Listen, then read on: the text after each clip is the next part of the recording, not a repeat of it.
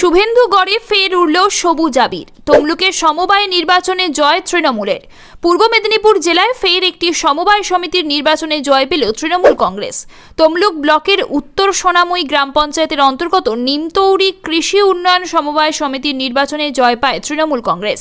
8টি আসনে প্রার্থী দিয়েছিল তৃণমূল কংগ্রেস এবং বিজেপি। সবকটি আসনই জিতে নেয় তৃণমূল কংগ্রেস। ফের শুভেন্দু অধিকারীর গড়ে বড় জয় পেল রাজ্যের শাসক দল তৃণমূল কংগ্রেস। সমবায় সমিতির নির্বাচনে বিজেপিকে দুর্মুষ করে সব কয়টি আসন জিতে নিল তৃণমূল কংগ্রেস। বাংলায় ফের জয়ের ধারা অব্যাহত রেখেছে শাসক দল তৃণমূল। এবার সমবায় সমিতির নির্বাচনেও জয় জয়কার তৃণমূলের। পূর্ব মেদিনীপুর জেলার নিমতৌড়ি সমবায় সমিতি নিজেদের দখলে ধরে রাখল শাসক দল। রবিবার পুলিশি নিরাপত্তার মধ্য দিয়ে শুরু হয় নিমতৌড়ি কৃষি উন্নয়ন সমবায় সমিতির নির্বাচন। তমলুক ব্লকের উত্তর সোনামুই গ্রাম পঞ্চায়েতের অন্তর্গত এই নিমতৌড়ি কৃষি উন্নয়ন সমবায় সমিতি। সকাল থেকে নিমতৌড়ি দেশবন্ধু প্রাইমারি স্কুলে শুরু হয়েছে ভোট গ্রহণ প্রক্রিয়া। মোট আসন সংখ্যা ছিল 8টি।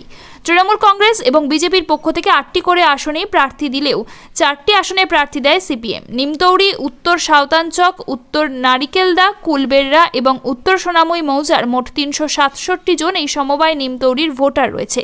ত্রিস্তরীয় পঞ্চায়েত নির্বাচনে উত্তর সোনামুই গ্রাম পঞ্চায়েত বিজেপির দখলে ছিল।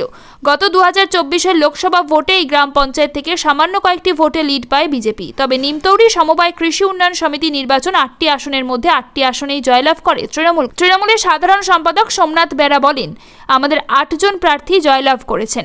এখানকার সাধারণ মানুষ সাময়িকভাবে বিভ্রান্ত হয়েছিল। সেই কারণে লোকসভা নির্বাচনে এবং তার আগে পঞ্চায়েত নির্বাচনে বিজেপিকে ভোট দিয়েছিলেন তারা। তবে মানুষ বুঝতে পেরেছে উন্নয়নের জন্য তৃণমূলের সঙ্গেই থাকতে হবে। প্রসঙ্গত, গত সপ্তাহেই কবিগুরু হোলসেল কনজিউমার্স কোঅপারেটিভ সোসাইটি লিমিটেডের নির্বাচনে জয় পায় তৃণমূল কংগ্রেস। এই সমিতির নির্বাচনে প্রার্থী দিতে পারেনি বিরোধীরা। বিনা প্রতিদ্বন্দ্বিতায় জিতে যায় তৃণমূল কংগ্রেস।